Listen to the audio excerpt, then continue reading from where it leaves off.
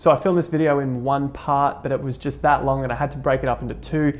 I'm not gonna hold you over too long. There's gonna be one part today and then one part very soon after that. Main reason being I can't upload a video that large here at my office in Australia. The internet is that slow. So apologies about that, but you'll get it in two parts. Listen to it in the background as you're doing something else in your day, or watch it. It's up to you. I've got a few little funnies in there. Essentially, this video is going to be jobs from number 1 to number 6, and the second video is going to be jobs 7 to 10. So there's still going to be 10 different jobs that you can do as a teen to make money. A lot of money in some cases, like in the second video. Yes, I'm holding it out to the second one. It's going to be potentially over 15 grand with one of those jobs. So stick around for that. I'll leave a link to where you can find that other video in the description here. This is part 1, and you'll also see part 2 coming up very soon. So they'll be linking to each other. You can watch them. Doesn't matter which way around you watch them, that you're going to get the same information as if it was one whole piece. So check it out, stay around. If you like it, obviously leave a like and subscribe for more content on personal finance and lifestyle design. Thanks again. Now on with the video. How's it going, guys? Thanks again for joining me, Jason Pizzino, on my YouTube channel here on YouTube. Today's video is in celebration of my birthday. Now, I'm not going to tell you how old I am. I want you to guess that because I always have the wrong guesses. So leave it in the comments down below. I'll leave a little link up here as well that gives you the options to click through. But if they're not what you think they are, then leave your comments down below. I'll let you know at the end of the video. Wow, big surprise. But I really want to reminisce on all the times that I made money as a teen. Some of these examples can be used in your 20s and 30s and forever because they do earn a very decent income. Some of them can earn 5, possibly 10 grand per pop. They do take work. It's not an easy thing. It can be done relatively easy, but you've got to put the hard work in to make these bigger ones, 5 to 10 grand pops. And yes, you can do it as a teen because all it takes is time and research. So without further ado, let's start with my top 10 list of ways to make income as a teen. And then brackets is a 20 or 30-year-old, up to you. First one is, let's start with the boring, basic ones, get those out of the way, and that is a job. So you can go out, get yourself a job. Whatever the legal age is in your country to get your first job, go with that. If you can get a job under that legal age of working for family or friends or around the neighborhood, washing cars, mowing lawns, cleaning houses, painting, all those sorts of things I have done, and I would suggest doing that too. And if you're struggling finding a job in any age in life, then you can do all of those things anyway. For Australians, they still earn pretty decent money. I was a cleaner when I was 20, 21, 22. I know that was some time ago, so I'm not gonna give that away, but that was earning 25 bucks an hour. And I know cleaners now can earn up to 35 bucks an hour. That's crazy money for cleaning. You might need your own equipment, but you can build that up. And I'll quickly mention some of the other jobs I've had throughout my life. And let's look at the list. I first started out in a pizza shop. I was making pizzas for Eagle Boys Pizza here in Australia. It's like a Domino's brand, except it's the Australian version. We obviously have Domino's in Australia too, if you're watching from the States. Moving on, I worked for Burger King, which in Australia is Hungry Jack's. I worked in a butcher shop, cleaning the butcher shop after the butchers had gone home. And it wasn't as gross as it sounded. I just had a high pressure, hot hose and just went through the place and blasted it with hot water and just sort of scraped out all the meat and the fat into the drain. I kind of liked that. It was very soothing cleaning. Like I enjoy cleaning in that sense. It's very mind numbing, but it can be soothing at times. I was a waiter, I was a data technician, I was a storeroom boy for one of these telecom and data places where I just order in the parts for them to go out and install cables and phone systems. I was a property manager, which is how I got started into property. As I said, I was a cleaner, so I was a contractor. Personal trainer, then I moved on into trading, property investing, property developer, full-time investor, and now you see where I am here as YouTube investor. So that in a nutshell is my list of jobs that I had gone through into what I am now, an investor. I'll do a video on how I got through that path at another time because the real light bulb moment was early on, and that was after I had read Rich Dad Poor Dad's book and looked at that quadrant. That was amazing. his cash flow quadrant going from an employee up to an investor. Another way to make money in your teens is to value add. The example I had, and this was very early on, I think I was 12, and I value added to Nintendo Game Boy games. So it was around the Pokemon phase when it first came out, not when it had its revival and then second or third revival.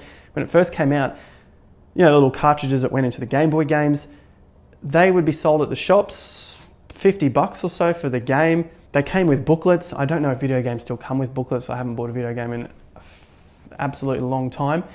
And in the booklet, you could fill out where you found certain Pokemon or some of their special moves, or you're just putting in pictures of things. I don't know what it was. But anyway, I filled out the instruction booklet with all of the hacks and the know-hows and whatnot, and pasted in pictures and all this sort of stuff.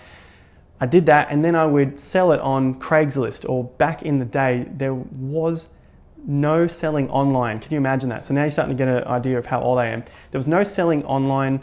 It was only through what we had was the Trading Post. It might be something similar where you are. So the Trading Post, I would call up the Trading Post, place my ad, and you only had a set number of words that you could put into the ad. So this is in the newspaper, column, 4 columns, and you'd have that wide. The words, how much I wanted to sell the game for, what was the benefit of my game over someone else's, because I was selling it at a higher price than what you could buy the game for in the shop. I had them up for $60, sometimes $65, giving myself a little bit of room to negotiate when the people came to my house to buy the game. And I remember some of the parents saying, well, I can get this cheaper in the shop. Why are you selling it for so much? And the kids would upsell it to their parents saying, yeah, but it's filled out. The booklet's filled out with all the hacks and the know-how and other answers and stuff like that. So they were prepared to pay me an extra $5-10. And I did that a few times. Not a lot of money in that sense, but that is the example I used for value add. And there's obviously many, many examples that you can do with value adding. Another example, which I've seen my fiance do, get pieces of furniture or kitchen appliances or whatever, chopping boards, that's the word I was looking for, chopping boards, right? And add art to them. You got to be somewhat skilled in the art, but if you love art, then that's an easy outlet for you. Buy chopping boards, put a bit of resin or art on them, and then you can sell them at a markup. So that's a value add example. Number 3 is arbitrage. And this can come under trading as well. So it's kind of a bit of both, but essentially arbitrage is finding something at a particular price somewhere and then knowing that it sells for more somewhere else and selling it over there. For example, you've probably seen it many times from Gary Vaynerchuk going to garage sales, buying something from a garage sale that they know they can sell on eBay or Amazon or whatever, Craigslist at a markup. In my example that I did when I was, I think it was 19 or 18, I bought a car, and I used to look at cars often. In this case, I bought like a Nissan Pulsar, whatever model year it was, I don't remember, 98, 2002, something like that. And I knew that it could be sold for an extra $1,000. So I think I bought it for $7,200, and I knew the market value was around $8,500, so I could give myself a bit of room to negotiate down. I bought the car, I drove it for a few months, and then I just didn't really like it anymore, so I knew I still had some money in it, and I ended up selling it. So essentially it's a trade, but you get the idea of how to do an arbitrage as well. You know that you've bought something at a particular price, but you know that it's worth more in the same market, but possibly in a different marketplace somewhere else that's being advertised. So yeah, that was something that I did. If cars are your interest, great. There's plenty of other things that you can do that with. I didn't have to value add it all to it. Maybe give it a little bit more of a clean, but it doesn't take anything when you're a teenager. Number 4 is retail. And I mean retail in the sense that I found a product and then I'm going to on-sell it again. So kind of like the arbitrage, but in this case, it is essentially acting like a retailer. So I was in my job, as I mentioned earlier, one of my jobs was to be a store boy in a telecommunications data center place thing. And I was in the storeroom, so I would order the parts, and all the technicians would come into the storeroom in the mornings to collect whatever parts they needed for their jobs. So they had to install a phone and cables, and in an office, for example, so there's 10 phones or 20, whatever, hundreds of phones. So I would get all of that equipment ready. They would pick it up and take it out. In the mornings, as tradies do, they love to have a coffee, or in a lot of cases, they like to drink energy drinks. Red Bull in Australia, V's, Mothers, all that sort of junk.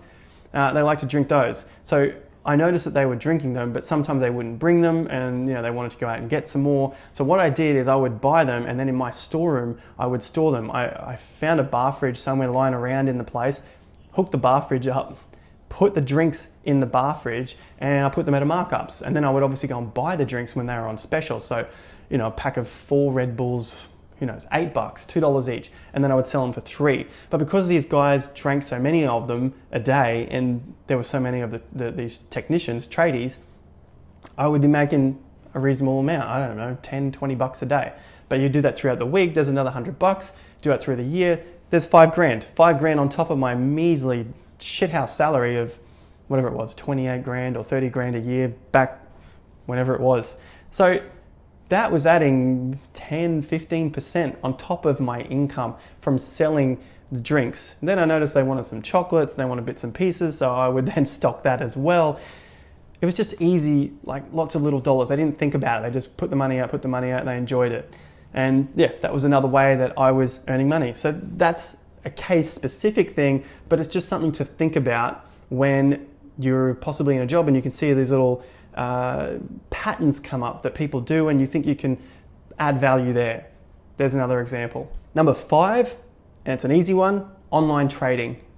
I won't go any more into that. I'm sure you've heard of it by now. Trading, stock market trading, CFDs, trading anything that you can do online. Very simple way. Having said that, obviously high risk, high volatility. You need to study a lot. You are playing against very, very, very smart professionals. And unless it's in your blood and it's something you really, really are passionate about and you love to do, I wouldn't suggest it for everyone, because the numbers, the stats are out there. 90% of people lose money. 10%, if you're in the top 10%, you're at least the break-even level, and you've got to be in the top 5% or so to at least be making some sort of money. So the odds are stacked against us as traders. In that case, I was doing quite well. I'd made some money, and that's that. You get the idea. You know what online trading is, but I won't talk much more about that. That is an option, but it is for the very few. Moving on, contracting. So, as I said, as one of my jobs, I moved through from being an employee to a self-employed because I just knew that I had to get out of being fixed to a particular price for my hourly worth. And I had to go through those steps to move on and to start to climb the investment ladder per se. So a contractor was one thing. I did it in cleaning, and that also took on like lawn maintenance, which I contracted out to other people, and then also personal training. You're still, you're self-employed and someone is paying you to train them. So that is something you can do as a team. You could clean someone's house, you could paint someone's place, you could mow their lawns, you could clean the cars. All those sorts of things are easy to do as a team. You just need to get out there, and it's excellent experience to get into sales, or to at least start to engage with people older than you as well, that you can learn the art of negotiating. So I would definitely get into something like that if you were starting from a base of 0, because something like trading doesn't allow you to start from a base of 0. You need something to be able to put in to then trade with. Whereas these other things you can do with 0 money, and then you're just using your time. So you either have 2 things, right? You've got a lot of money or a lot of time. So obviously you can have both, or sometimes you could have none, in which case you've really got to find one or the other. You've got to find time to then create money, or somehow land a ton of money, and you've got the time then to figure out how to use that money. So that's the end of part 1. Part 2 is coming up very, very soon. If not, it's already out. Link is in the description, or I've tagged it somewhere up here as well. So be sure to stick around for that. And remember to like the video, share, and subscribe down below. Obviously, that's really appreciated because it helps the channel out with the YouTube algorithm, which has turned into an absolute, you know what. I'll see you at the next video. Take care, peace out, have more fun to get more done.